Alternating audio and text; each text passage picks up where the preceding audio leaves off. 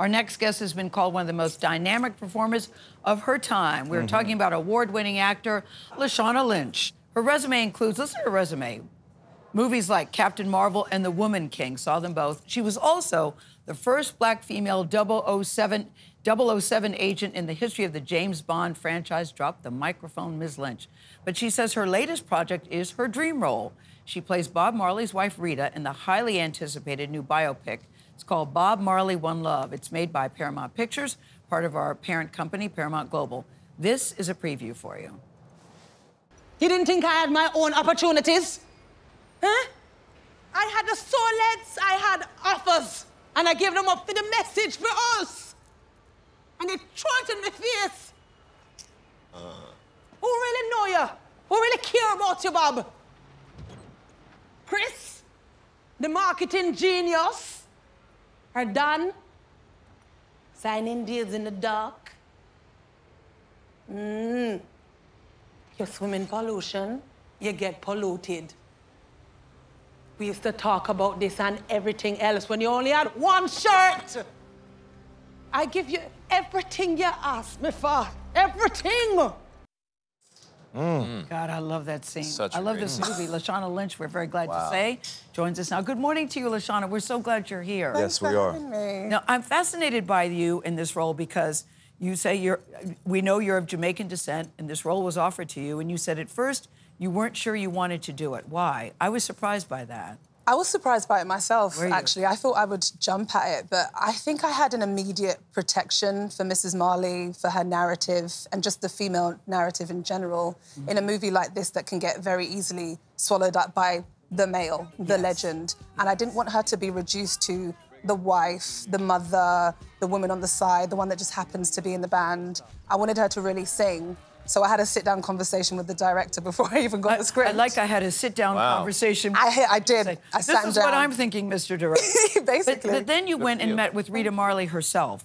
Yeah. And I'm curious about the conversation you had. What was the story you wanted to tell? Because this woman has been through it about his life. You know, there was many sides to Bob Marley, they say, including, you know, extramarital affairs, his political views, his musical talents.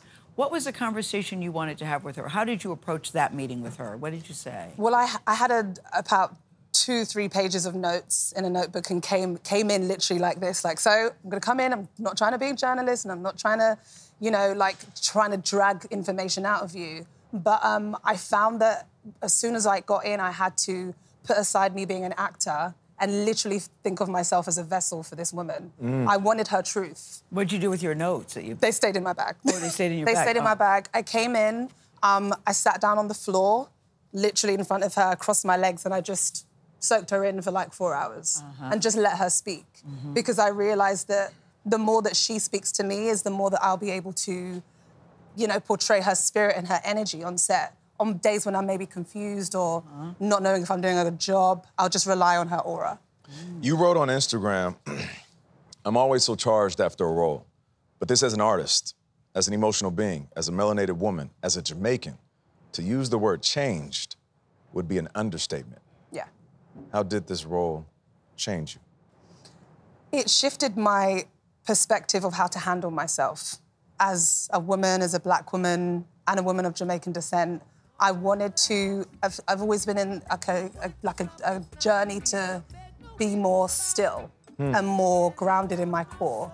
And I believe I'm of that anyway because I come from great women.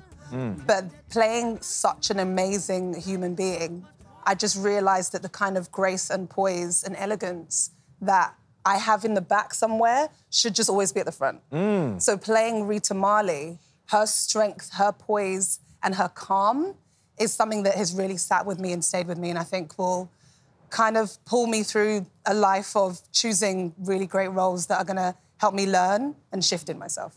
We have to say something about Kingsley, your performance with Kingsley, because I was sort of embarrassed. You know, I knew Bob Marley, who he was. I know a little bit about his family, but I didn't really know him and his background. And I think what you all have done is bringing him to a whole new audience. Tell us about working with him, what you two wanted to do, because you said sometimes we had to fight for some of our scenes. Yeah, I think it's always a challenge and a fight when you're a black artist on set, especially when there's two of you, knowing that you're fighting for someone who made such change and such radical shifts in the world, you want to make sure that you as an artist are approaching this in a way that is protective of them, but also protective of yourself. So there were days, I mean, we met up really early on before I had an audition, and I just said, what's your plans? What do you want? What do you need? And what do you need from me for me to service you as an artist on set? That man is one of the most hardest working men I've ever worked with in my entire career. And there were days when I literally felt like Rita Marley for him. How are you? Did you sleep? Have you had water? Relax. Again, relax. Again, relax. Because he's given so much of his spirit to this man, and I could see that he needed to be serviced in a way that he probably hasn't as an artist before. So we had an understanding from the beginning. The songs are really a co-star here as well. I mean, as they should be. Yes. And you get to see the creative process. It's part of the drama, which I love. It's a great part of the movie. Do you have a favorite song, a favorite Bob Marley song, or something that helped you in the role? It changes every day. Right now, I'm at Natural Mystic because it just makes me feel, I don't know, empowered. When I was younger, it was Stir It Up. That helped me do my chores every day as a child. Going back to being typical, No Woman, No Cry. There's a moment in the film when you really feel what that song means for her. And I'm just glad that we got to keep that moment in the movie. Really special. But I mean, the whole Exodus album as well, which we get to fully celebrate. Speaking of really special, Can't wait for people to see it, Lashana. Thank you so much for joining us. We appreciate you. And congrats. Bob Marley, One Love, in theaters tomorrow. As Gayle often says, run, don't walk to see this film.